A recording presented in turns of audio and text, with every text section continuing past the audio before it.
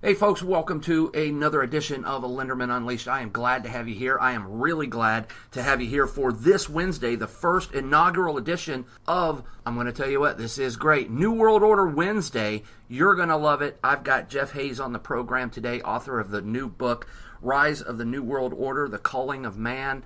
He sent me this book, and I'm absolutely blown away. I know I've talked about it on the radio show for a number of weeks now, but we've got the man who wrote it here on the program today. He's going to be on the program for at least the next couple of Wednesdays. I kind of roped him into more than one interview. We're going to be talking about that as soon as we get back from the break. Buckle up, ladies and gentlemen. This is going to be a barn burner. We'll be right back. You're listening to Linderman Unleashed. Hey, mister, that's a mighty big dog you got there. Help me, Jesus! Help me, Jewish God! Help me, Allah! Ah! Help me, Tom Cruise! It's Linderman Unleashed on Natural News Radio. You tell him I'm coming! And hell's coming with me, you hear? Hell's coming with me! All opinions and views expressed on Linderman Unleashed are strictly those of the host and guests and do not necessarily reflect the views and opinions of Natural News Radio. Warning, this program might cause you to think for yourself. Listener discretion is advised. And now, here's your host, Curt Linderman.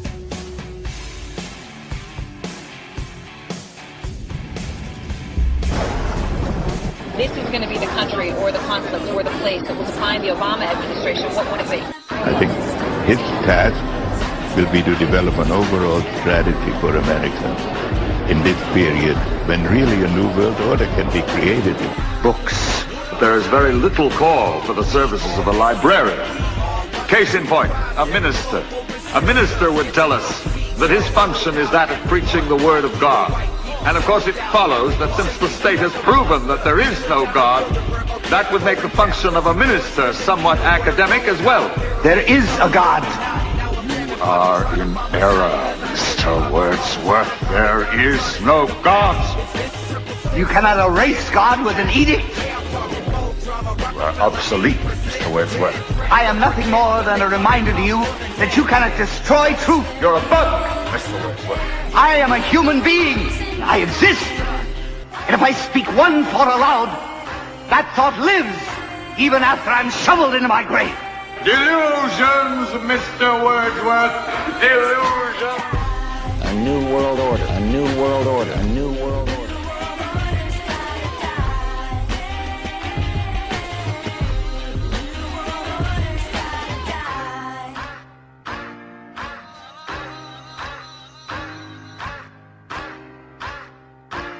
That's right, folks. Welcome to Linderman Unleashed. I'm your host, Curt Linderman Sr., bringing you the bare-knuckled right hook of truth to any that would try to put the chokehold on your liberty and health freedom. It is New World Order Wednesday, the inaugural edition. Jeff Hayes is on the program with me. We're going to be talking about his new book. Jeff, my brother, how you doing? I'm doing great, Brother Curt. How you doing? I am doing wonderful. First off, I want to say thank you for sending me the book and contacting me about possibly doing an interview. And thank you for writing the book. And the last thank you for you is thanks for agreeing to do a number of interviews with me for my listening audience. Oh, you're super welcome. Glad you got the book. Glad you like it. Yeah, I'm looking forward to doing a few interviews for sure. There's so much material to cover. We could do interviews probably all year. So we'll just take it this first interview, and then we'll just keep pumping them out, and hopefully wake some people up and turn them on to my book, which I am giving away for free for sure on the ebook format to try to wake a ton of people up. So just trying to do my part to fight the New World Order, man. Well, you know, that's one of the things that I really found genuine about you when we first talked, and when I realized you contacted me, said, hey, check out this book, and now you sent me a hard copy to read, which I definitely appreciate. You signed it and everything, which was really cool. But just knowing that you're not out there trying to make a buck. You're giving this book away. You're doing it for all the right reasons. You feel that it's more important to just wake people up. Oh, totally. Yeah, because it was written and intended to be given away for free to start when I first started messing with it, because that would be the only way really to get this knowledge into a quantity of people's hands that need to do it in order to affect a real change. If I was to just sell it, it would take forever to get it to get this very important information to people's hands. So I'm like, screw it. I'm giving this thing away for free. Let's wake some people up. You know, if we wake enough people up, it might be able to save the country, because right now the people running this New World Order are slowly but surely going to jerk the rug right out from under us, and it's just not going to be a good deal. So we got to wake some people up, or we're all done for. So had to do it for free. But I am selling it on. I got it on Amazon. I got it on my website on the paperback version. So. I got it on the Kindle on Amazon. Obviously, I'm charging a couple bucks over there for it to help distribute it that way. But for sure, people can download this thing absolutely for free at my website. They can put it in emails, and they can send it out to people. They can put the PDF file on their website. They can do whatever they want, just spread it around, and I welcome any criticism or questions on it for sure, which I've not gotten a lot of, because people are reading it and then they're checking the stuff for themselves and finding out that I really did do my homework, and this thing can stand up to Google search on virtually anything in it. So that's about where I'm at with it. Well, and I'll tell you what, first off, because, hey, let's get right to it. You've got a wealth of information in this book, and it's stuff that everybody needs to know about. And as I've said on previous shows where I've talked about your book, I thought I knew a lot about the New World Order, but you giving away this information, it must have been extensive research to figure this all out and put it down in paperback form, or in, on paper on the computer. But let's talk about, first off, what woke you up to realizing the New World Order, and what made you decide, I've got to do something to wake other people up? Well, the crazy thing about this whole deal is I've known all my life, even when I was a little kid, that there is something very wrong with the world. There was just something really dark and evil, and I knew it was always there, but I never knew what it was. So I'm just going through life going, yeah, there's just something in the background that's just not right. And then in 2007, the Zeitgeist movie came out, which sort of explains the New World Order from like an atheist point of view. And I was an atheist at the time, so I was like, oh, I know this all makes a lot of sense. Saw the stuff about the 9/11 stuff and the Federal Reserve and all this stuff. I'm like, I'm watching the Zeitgeist movie, my jaw's hitting the floor, because all this stuff is suddenly just clicking and clicking and clicking. All these light bulbs are going off in my head. This is it. This is the exact thing that I've known about all my life. So all these light bulbs started going off. So I'm like, okay, I'm going to get to the bottom of this business right now. So that was back in 2007. So I just jumped into this both feet, started just Googling YouTube vids and Google videos, and just soaking up all this information, learning about all this stuff. And then, starting to dawn on me, this is really bad stuff, and it's going to be even worse for my kids. So I'm like, you know what, I'm going to try to get to the bottom of this, and if I'm going to all this trouble learning all this stuff, I might as well try to either make a manual about it or write a little book about it or whatever. So I started keeping track of all these files on different stuff like the Federal Reserve and United Nations and Bilderberg Group, and I've got all these files. All of a sudden, I'm starting to collect up, and just with all this information, and pretty soon I'm like, okay, I'm going to start trying to put this into a book. So I started. I came up with an outline, started messing around with it, but it just wasn't clicking because I was still looking at the New World Order from an atheist point of view, and on all these people, I'm finding that all these people that are wide awake to the New World Order and fighting it, they're all Christians. I'm like, how can these people be smart enough to know about this New World Order business, and then they're still falling for this religion trap? And then that's when I really started digging into the religious end of it, trying to answer those questions. And that's when I came into contact with some of this other stuff about this guy named King Nimrod, who's actually is the architect of the New World Order. And when I found out that he is that guy, and all the stuff that's talked about in the Bible, all throughout the Bible, this stuff, they're warning about these exact people who I describe in my book that started the New World Order and run it. Once I started figuring out that all this stuff there is in the Bible, that's when I came around and got back with God and Christ, which I was raised a Christian, but I got away from it for a long time when I was a teenager, all the way up to probably about 2008, 2009, after waking up. So through the process of researching my book, I went from a total atheist to a convinced Christian, because this stuff is guaranteed, talked about in the Bible. We're warned about it, exactly who it is, what they've done, what they're going to do, the whole shebang. So, and as soon as I got back with God, that's when the book really clicked, and the whole outline, the whole sphere of the conspiracy was just kind of shown to me, for lack of a better term, and how to put it all together. So I guess the point of the book, of putting the book out, was to wake people up and to show them not only that stuff's real, but how I was turned from an atheist into a Christian through the acquisition and interpretation of all this knowledge that I came across and was shown, and and people are really digging it. I've got, if anybody wants to, for verification, I've got a lot of emails I put on my website on testimonials page, but I've also got I'm building quite a book reviews over on Amazon.com. If anyone wants to check those out, those are also pretty interesting to read. That people are really digging what I put together. So, well, yeah, and I plan on doing the Amazon review, but I want to finish the book. And you called and said, hey, Curt, let's get together, but let's do it after you've read the book. And I'm just itching, with the information that I've already learned from your book, to get these interviews started. And what's really cool about it is the early part's still fresh in my mind.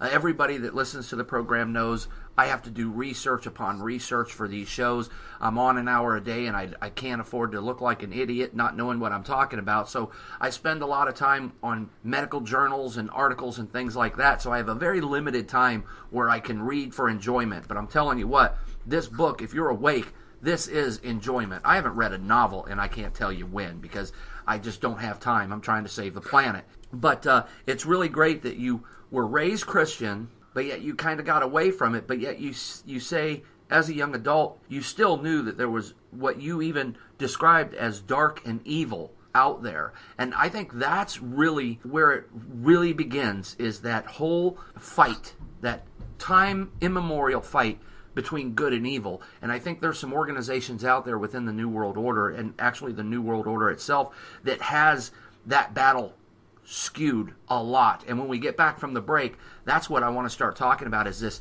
the biblical aspect of the New World Order that got you to start thinking about Christianity again. I don't want to turn this into a sermon, but it really is amazing. The Bible does tell us all this stuff is going to happen. So when we get back from the break, that's where we're going to start the interview anew. We will be right back. You're listening to Linderman Unleashed.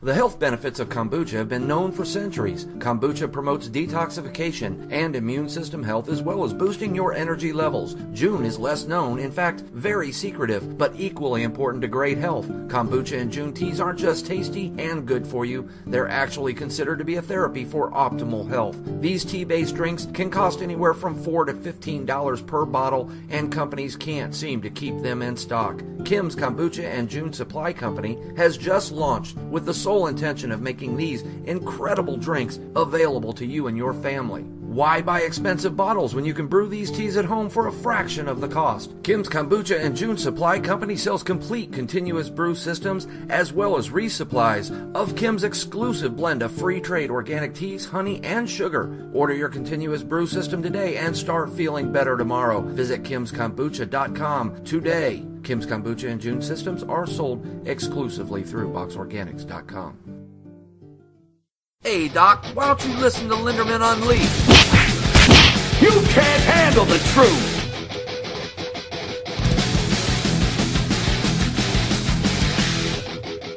All right, folks, thanks for staying with us.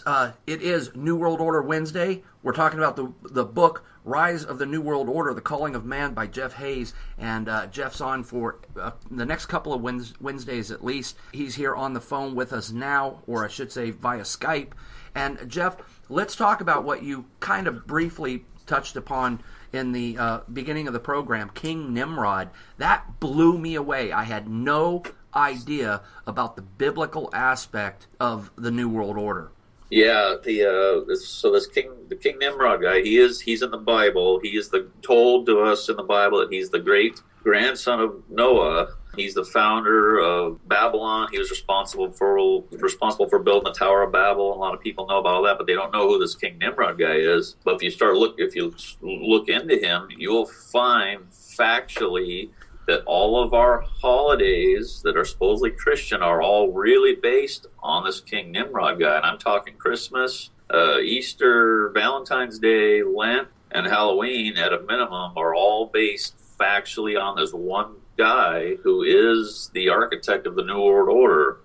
And I also, not to get too deep here, but I also do believe that he is the biblical Antichrist, because he's such a significant figure to these people running the Luciferian New World Order. He is their God. He's the guy that's the all-seeing eye. That's King Nimrod's watching over his New World Order plan, marching forward from beyond the grave, and they're going to bring him back to life, I believe, using our modern day DNA technology. I believe they're running around with his DNA, and I think they've been passing it down through the secret societies for thousands of years. They want to bring this particular guy back to life so he can once again helm the New World Order that he was the architect of back in approximately 2200 BC, give or take 100 years right in there. But if you go and look him up, that's the part that really freaked me out and got me knowing that there's some really dark stuff going on, that all of our holidays, all of our Christian holidays are factually based upon this guy's legacy. Him and his wife, Queen Semiramis, and their son, Tammuz, are the original unholy trinity that all the pagan gods are based on down the line after that. So from Babylon, went over to Egypt. That's where you get Osiris and Isis, and then their baby Horus. That's all based on King Nimrod's Babylonian mystery religion, and that's been passed on all throughout the Middle East and Europe and for the last few thousand years. But basically, in a nutshell, the people running the world today are the same group of Luciferians that have been running it all the way since the days of King Nimrod. It's his followers, the Babylonian mystery religion, that have always been running stuff from behind the scenes, and I trace that real good in my book. What I'm really liking about it is how you really trace it back, and you use scripture to explain all of this, but you also use history and verified history of what was going on. The whole Tower of Babel story and how you tied in what we call the Christian holidays amazed me. Now, the one thing that I got to ask you, and you really don't mention it in the book, but I want your opinion on this.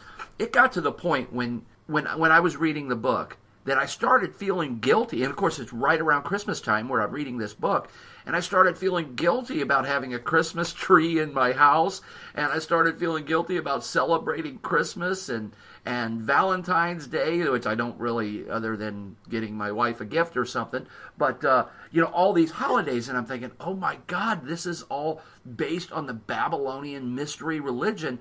How do Christians, because I'm a Christian reading this book, how do Christians work that out in their head? What is your thought on that?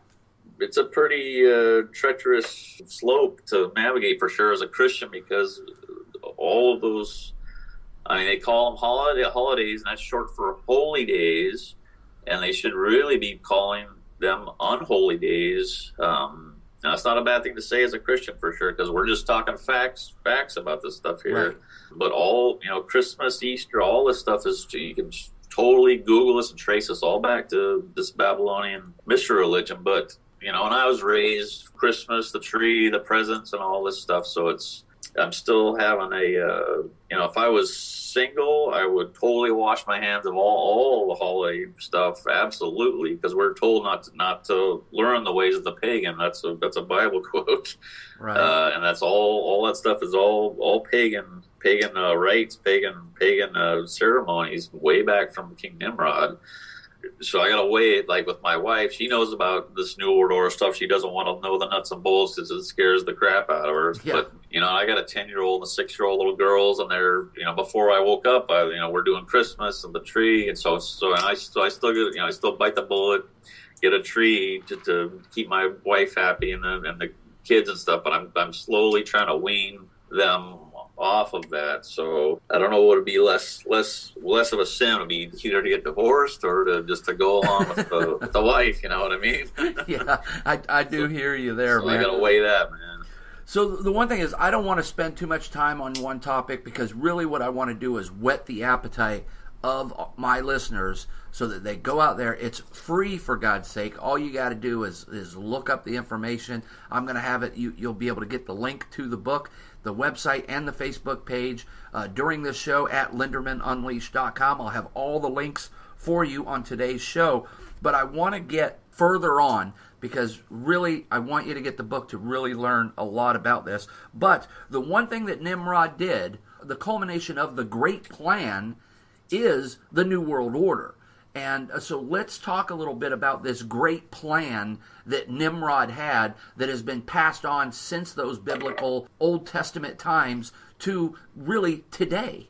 So the great plan I refer to in my book is actually based on the fall of man from the Genesis story of the Garden of Eden, where mankind, Adam and Eve, were tempted with they say it was an apple or a pomegranate or whatever, but that story is a metaphor for mankind being able to. Adam and Eve were shown by Lucifer that if they were able to get enough through the acquisition of knowledge, that eventually they would be able to be gods themselves on the earth and be able to not only control the earth with what they're doing now with the weather and all this crazy stuff, but they could also live forever probably through DNA technology, being able to basically reincarnate yourself over and over and over. So you your old body would die, but you could have a new body that's basically the exact carbon copy of you. So in essence, you're going to live forever, which is the whole gist of this whole New World Order thing. It's not only to take over the world and to get the one world government. It is to try to bring back, I believe, King Nimrod, bring him back from the grave and basically just resurrect him from using his DNA. And then I don't know how they're going to go about doing if they're going to they'll probably do some kind of a black magic ceremony in order to get his soul out of the abyss where it's supposedly at right now. This is pretty heavy stuff to talk about for sure. Well, sure, but these people believe in this abyss. That's the one thing, because one thing that I'm learning, and this is one thing that I've known for a long time, but your book really puts it into perspective for me. From King Nimrod all the way to communism, people think that the New World Order is full of a bunch of atheists, but they're Luciferians, and to be a Luciferian, you have to believe in God. Yep. So, that's the one thing that whether we believe or not, that they'll be able to resurrect King Nimrod's body via the cloning and the DNA and all of that, basically a Nimrodian Jurassic Park, I guess. Whether we believe that could happen or not, they do, and I'm telling you that I believe that the technology's there, but whether they can resurrect his soul from the abyss, whether we believe that or not, they sure as heck do. Oh, yeah. And they come across as, they could be atheists or, Obama says he's a Christian and all that, but he's really part of this little clique where he's nothing more than a puppet for sure. And I know you probably know, Curt, that doesn't matter who's in there, if it's Obama or Bush or Romney or Clinton or whatever, they all work for the same puppet masters, the people that own the Federal Reserve. And, the people that are running the world now, they are the same people that have been running it forever. But, back in the day, back in Nimrod's day, back in Egypt's day, they would do human sacrifices and all this stuff in public as a public ceremony, as a public spectacle. So the people that are running the world today are those same people that were doing that stuff back then. And I believe they are still doing that stuff today. They're just not doing it in public. They're doing it behind the scenes and stuff. And I go into that a little bit in my book, like the Bohemian Grove, where they're doing the mock human sacrifice in front of the giant statue of Moloch, who is it's actually another name for Nimrod, if you look into that. Right. So it's all creepy. I'll tell you. Creepy, crazy stuff, and truth is stranger than fiction, man. Absolutely. So we've got this great plan. How has that morphed? What was Nimrod's great plan? It's just really ruling the known world. Yep. He after the flood, he's the first guy to basically get to organize a big civilization, which was Babylon, or Mesopotamia, Babylon, that whole area in there. That was all his doing. So basically, he ran the first New World Order back then, because they controlled the entire known world at the time back then. Right. Until God came. It says in the Bible that they're building the Tower of Babel, and God came down and said, "Okay, if man sets his mind to whatever he wants to do, he's going to do it." So that's when God confused the languages and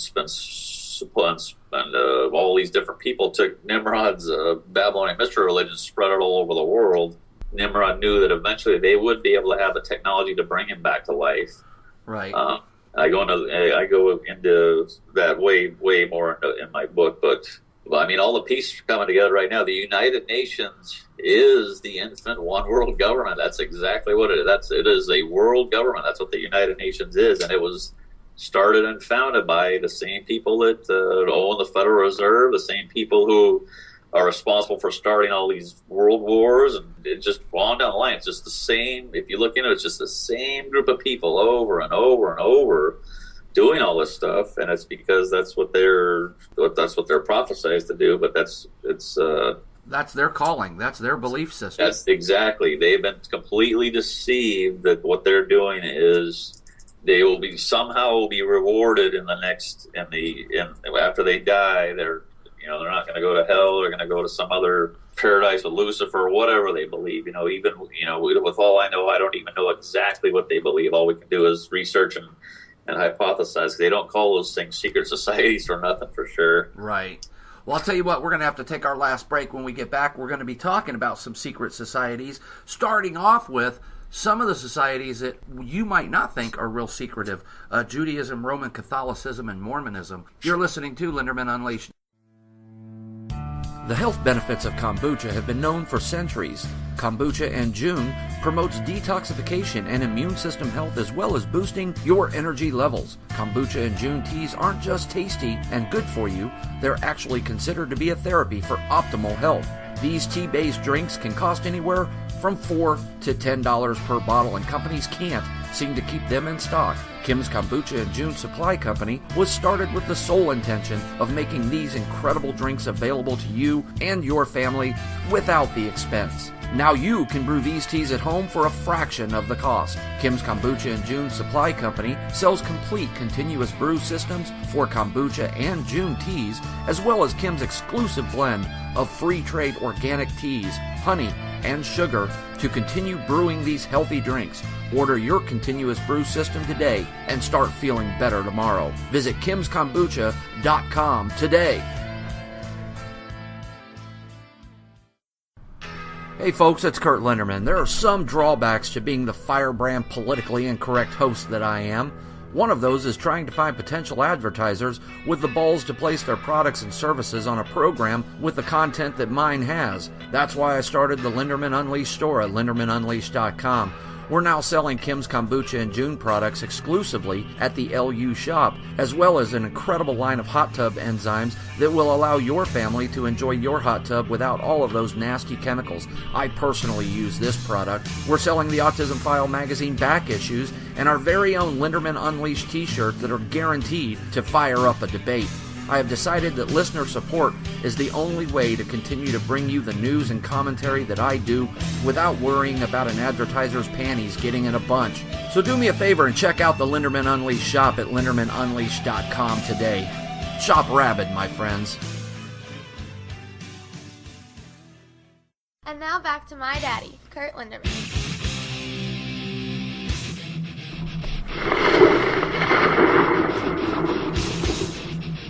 The mob has plans. The cops have plans. They're schemers. Schemers trying to control their little world. I'm not a schemer. I try to show the schemers how pathetic their attempts to control things really are. We are 5 days away from fundamentally transforming the United States of America. Yeah, you got that right.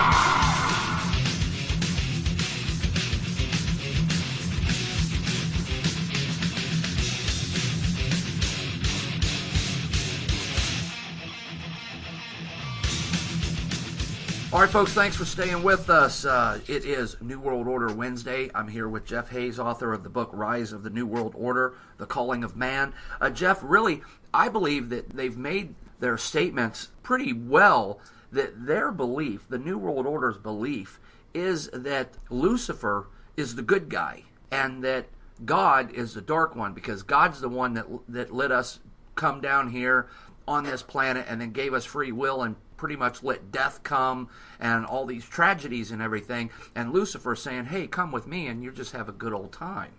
Yeah, it's their position that the Creator God was unjust and unfair, just trying to keep mankind around, just basically as just to worship him, and that's what we were put here to do. We weren't put here to try to usurp God's power, which is what the whole Luciferian agenda is for sure. So some of the most incriminating evidence that of their position with Lucifer comes from the Freemasonic prophets, for lack of a better word, like Albert Pike and Helena Blavatsky and Alice Bailey. Those, even though there's no women in Freemasonry, those women are highly regarded in Masonic circles. But if you just dig into what these people said in the past, you know what they've said in their books, all these people, all these Freemasonic prophets, all wrote these crazy books, all by what they would call automatic hand, which is a fancy way of saying they were just demonically channeled. I go into a lot of that much better in those separate chapters about each of those individual personalities. But they've got so many quotes showing that they are indeed Luciferians, and they think Lucifer is the good guy and the Creator God is the bad guy, for trying to withhold what they think is our true potential, that we can become gods on this earth and not need the Creator God. Yeah, the analogy that I take is the big boss and the union guy, the union president, and the union president is always telling the workers what a piece of crap the big boss is, and he tries to get them all to come over to his way of thinking and threatening to strike and everything, and then the big boss can just say, fine, you're all fired. And then the union boss can't pay the paychecks. Exactly. That's a good analogy for sure. That's the way I take it, you know. Yeah, that's a good analogy for sure. It's eventually those paychecks will be cut off for forever. Yeah, until the final payment comes due, I guess. That's it, brother. Let's talk about Judaism real quick. There is a lot of talk in your book, and I don't think you're an anti-Semite. You don't hate Jews or anything. Nope. I get some of these people that are into the New World Order thing, and oh my God, if you're a Jew, you're just like the worst person on earth. But what I see is the Judaism that you talk about in your book really makes sense to me. Explain that a little bit. Well, so Judaism today is basically the modern-day torchbearers of the original Hebrews who have the pact through Abraham with God. That the whole Hebrew Abraham thing started exactly when King Nimrod was running the world. In fact, if you go, I think it's the book of Jasher or Jubilees. I'm learning, still doing more research, but I guess King Nimrod actually had an encounter with Abraham in one of those books where Nimrod told Abraham to either bow to his idol or something or another, or he's going to so he threw Abraham into the furnace, and Abraham just standing there in all this fire, and God's protecting him. So back to the Judaism thing. So all this stuff goes down the line. So let's just stick with the modern day Judaism. Modern day Judaism is just they're kind of the modern day torchbearers of the original Abrahamic pact with God. But being that Judaism is so old, kind of been infiltrated over many thousands of years also with the Kabbalism and all this other stuff that's literally is occult, black magic, Luciferianism stuff. That's what Kabbalism is. Right. And those are the quote unquote Jews who are the synagogue of Satan that Jesus Christ calls out in the New Testament. So it's almost like you've got Jews who say they're Jews, but they're really the synagogue of Satan hiding within Judaism. That's where you get the Rothschilds and all these other people that are really running the financial end of this New World Order. But the bad thing is they've got so much money and so much power. They've kind of sucked up a lot of the rest of the Jewish faith into their financial tornado, or however you want to call this huge financial monstrosity that the Rothschilds and the rest of the synagogue of Satan have built. I wouldn't say it's anti-Semitic at all to talk about this stuff for sure, because we're just trying to get to the bottom of it. Right. And you're a Christian, and the next part of your book actually talks about the Roman Catholic Church. Now, I would like to say I've got a lot of friends. In fact, my business partner is a Roman Catholic, and him and his wife actually got married in the Vatican, and they're good people. But the Roman Catholic Church that you talk about, when you're talking about Judaism and the Kabbalism that's turned into the Satanists, I guess you could say, we've got that as well in the Christian religion, and it's called the Roman Catholic religion.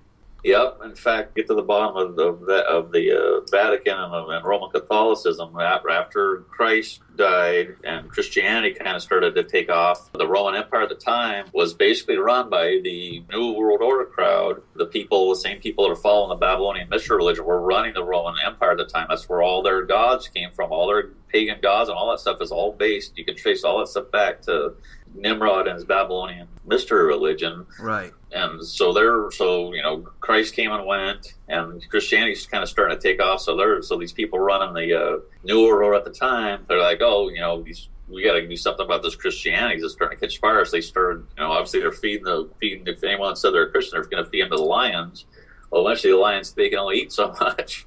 So finally the people around the Roman Empire started going, this thing, we're not going to be able to stop this thing. If we don't co-opt it or usurp it, it's going to steamroll right over us, and we're going to lose our empire. So instead of trying to fight Christianity, they took it, brought it under their umbrella of control, and basically melded it with the Babylonian mystery religion. That's how Roman Catholicism started. It's a cross between pure Christianity and King Nimrod's Babylonian mystery religion. That's where you get the whole thing with God, Mary, Jesus, the Mary, Queen of Heaven. That is purely based on King Nimrod's Babylonian mystery religion of Nimrod, Semiramis, and their baby Tammuz, which is a counterfeit of the real prophecy, which they knew about back then, of the Savior, which came and went with Jesus. So Roman Catholicism, right out of the gate, was a totally corrupted form of Christianity, mixing pure good with basically pure evil. And then they went on a tear after that, with the Inquisition and all this other stuff that they did. Yeah, the Crusades. The Crusades and all this stuff that people hate Christianity for, because it was just the atrocities they committed were what they were doing was nothing at all what Jesus would have approved of or wanted his name stamped on. But they did all this terrible crap that people look back now and they just get a bad taste in their mouth for Christianity. And that was probably the point of it to start with, was to separate mankind from the truth of what really Christ wanted us to be, and that's love your neighbor as yourself. And I'll tell you what, we've got Judaism, Roman Catholicism. You talk about Mormonism and the Babylonian mystery religion there, and we're going to pass over that because I just urge everybody, there's a chapter in this book for a lot of the stuff that we're talking about that's dedicated right to these certain individuals or certain religions. But one thing I do want to get to before we get to the Freemasonry is talk about the occultism, because that's one thing. I mean, I'm seeing it now. I'm wrestling with that in my own family. I'm concerned with what's going on in modern days, and it's not new. It's something that's been going on for the ages. Oh, totally. A lot of this stuff actually started before even King Nimrod. I'm going to talk a lot about this in my next book. I'm doing a lot of research about the Watchers, the fallen angels who were supposedly sent here to kind of watch over humanity, but instead they saw how beautiful the women were and decided to mate with them, and they caused all these problems. But those fallen angels in the pre-flood world taught mankind all this occult stuff, how to do astrology and how to summon spirits and just do all this crazy stuff, and that somehow got passed. Somehow Nimrod got his hands on all that information and incorporate a lot of that what you'd call today black magic or warlock, whatever you want to call all this black magic occult stuff. That the people who know the most about that stuff are the people running the world today. It's because they use that stuff. Supposedly they can look into the future with that stuff. Then supposedly these spirits are just kind of telling them what to do in certain areas to keep this thing marching along. But I'm going to actually go into a lot more of that fallen angel stuff and how all this stuff really manifests itself in my next book I'm working on right now. But for sure, the gist of everything that's going on is all in this first book of mine that people can get for free. There's nothing was left out of this first book. That everything that was important, I felt enough went into this first book, and when I'm working on the next book, it's just kind of supplemental to this first book, which is really going to be the anchor of what I hope to accomplish in my life, which is to turn out a few books. So we'll just see what happens here. Right. Well, and I really appreciate, as I said, you being here to talk about it. But now let's go to what I believe, what I see is the real tie between what we would call the old day New World Order, I guess, the olden times, or whatever you want to call it, and that bridge that brings it to modern times, Freemasonry. And I'm just going to be perfectly honest with you. I was a business owner back in Galesburg, Illinois, and I had some buddies at church with me that, said, hey, it'd be a very good business decision to become a Mason because we take care of each other. And I went in there and went into the temple, and we started talking, and everybody's talking about how they love God, and many of them were members of my church, and it was, hey, this is all about God and everything, because I'm like, hey, I've been reading some really nasty stuff regarding this Masonry stuff. Oh, no, that's not the case and everything, and they actually got me to get my first degree, and as I was going through the ceremony, I got this feeling that was absolutely creepy, and I got out of there. Nice. It was amazing, man, up to the point where they make you face the east. And I knew right when they had you going to face the east, I mean, they make you take off all your clothes and you're in this, cloth, this robe. You're going through all this stuff, and then they say this is part of the thing, and you're going to face east. And I'm like, I know what facing east means and what that east star is and all of that crap. And I'm like, I am out of here. But it is pretty damn creepy. So let's talk about Freemasonry. Let's just, we've only got about 6 or 7, maybe 8 minutes left in the program. Let's talk about the start of Freemasonry, how that got started, and then maybe next program we can move on with how it's morphed from there. Okay, Freemasonry, so probably 99.9% of all Freemasons nowadays don't have a clue that their organization is really based on King Nimrod's Babylonian mystery religion. In fact, Freemasonic publications themselves actually say that King Nimrod is regarded as the first Freemason. And that's something else that people can Google. But basically, Freemasonry today is just the modern day incarnation of Nimrod's Babylonian mystery religion, and it's structured just like it was back then. The top upper echelon, the top 0.05% of the people running it are the Luciferians. And everyone below them, as you go further and further down that ladder, they have less and less knowledge about what's really going on. And to take it down to the first 3 levels of Masonry, which is the Blue Lodge Masonry, which is what most of them are. You're not even close. You got until you get to the 33rd degree of Freemasonry, you don't know really what's going on, the whole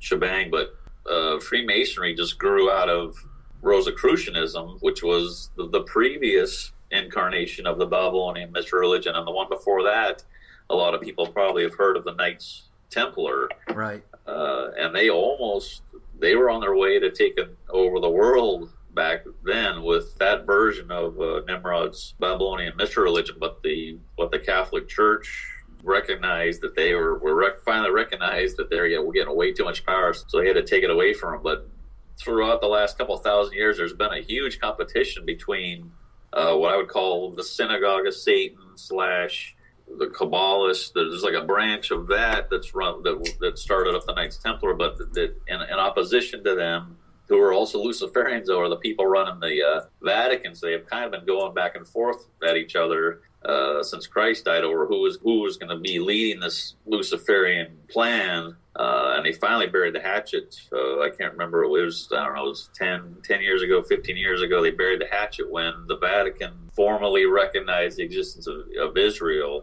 And that's when they kind of buried the hatchet. So now they've virtually teamed up. Both factions of this New World Order business have teamed up recently in order to take the torch and run across the finish line, because we're getting darn close to the end of the story here, actually.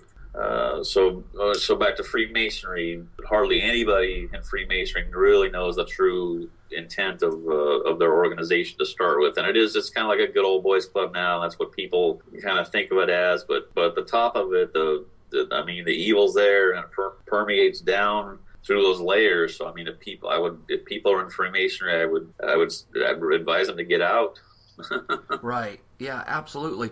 So let's talk about, with the Knights Templar and everything, we've got Freemasonry, what we consider Freemasonry now, didn't have its origins in Germany? Are you talking about the Illuminati with Adam Weishaupt? Or? Yeah, the Illuminati, which really has the Illuminati, isn't that what's really turned into the Masonry now, or is that completely separate. The masonry kind of formally started in the early 1700s. And then, but the people who were in the Illuminati, they knew the true intent of Freemasonry. But when they started the Illuminati, they started that in order to basically do a hostile takeover of Freemasonry, which they did accomplish. Right. I go way into this, way better in my book for sure. But and even like George Washington and Ben Franklin, these guys, a lot of our founding fathers were Freemasons and actually part of the conspiracy, but they didn't want to go along with the Illuminati's hostile takeover of Freemasonry. So they actually made quite a few statements about it, which I put into my book. But for the most part, the Illuminati are the upper echelon of the modern day Freemasons now. So anytime you hear Illuminati, true Illuminati are 33rd degree Freemasons or above, which is a 33rd degree Freemason is basically a certified Luciferian following and promoting King Nimrod's plan to get for this New World Order business. So the Freemasonry ties, everything back to the Knights Templar and beyond, all the way up to what we're seeing now with the Illuminati, with the Rothschilds, the Rockefellers, all of them. We're really seeing it still happening today. The evilness of the Freemasons and the New World Order. Yep, and the Rothschilds, they are basically the head. The Rothschild family is basically the head of what people would know as the Illuminati. They're probably closest in terms of being close to what I would say close to Lucifer. They're probably, who knows what they're doing behind the scenes, but they were shown or given the knowledge of how to work this whole fiat money system where you're creating money out of thin air and charging people interest and debt on this money they're creating out of thin air. It's crazy. But that pretty much started with the Knights Templar, where people would want to go to the Holy Lands. They put their gold in a Templar bank in one area, and they'd get a paper receipt for it.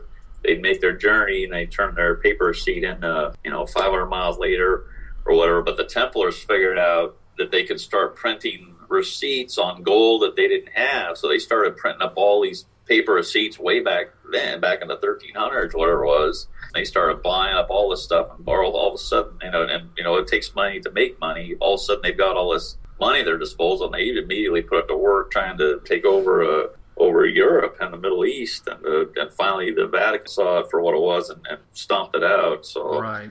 Well, and I'll tell you what, next show, that's where I'd like to start the show, is basically that money, that finance system that is so integral to the New World Order's plan, and we'll take it right from the Templars right on up to the Fed today and beyond. We're out of time, so quick, how can people get your book? They go to my website, download it absolutely for free. It's SamaritanSentinel.com, just like a good Samaritan, and then Sentinel, like a watchman, all one word, SamaritanSentinel.com. You can download it for free there. You can put it in emails and send it out to people. You can put the PDF on your website. I don't care. Just get it out there for sure. And I'm also selling the paperback copy there at my website, and I'm also selling it on Amazon.com on the Kindle and the paperback over there, just as an avenue to get it out there, maybe generate a little bit of income. But the big drive with this thing is it is free. Anybody can download it. If this thing's spread all over the world, I get emails from people in France and Australia, Italy, who came across my book, and they emailed me and said, "Thank you so much for writing this book. I'm spreading it around the country I'm in." That is so it's definitely cool. Spreading around. It's just a matter of will it spread fast enough to wake up enough people to do some real damage to this New World Order business? Because that was kind of in my mind as I started really editing this book and putting it together. I'm like, I need to build just like an atomic bomb of information that I can pass out, where people can just start detonating all this knowledge, getting it out there while we can, because all they got to do is shut the internet off, or at least you won't be able to double check a lot of the stuff I've said. But if you've got my book downloaded on your computer or whatever, if something happens, at least it'll tell you the gist of exactly what's going on, so people will know. So just download it for free and spread it like wildfire. People. Absolutely. Well, and I'll tell you what, ladies and gentlemen, I can get you to it by going to LindermanUnleashed.com. Y'all know it. I'm going to have the link to Jeff's website so you can get the book. It's free. Get the paperback edition if you can. I love the paperback edition, but I like holding books in my hand. I do enough reading on the computer. Jeff, thanks so much for being on the program today. I really appreciate it, and I'm looking forward to next week's program. Thanks a bunch, Brother Curt, and we'll talk to you next Wednesday, man. All right, stay on the line so I can say a formal goodbye after the program. Hey, folks, thanks for listening. Here at Linderman Unleashed, the gloves are always off. Y'all have a great one.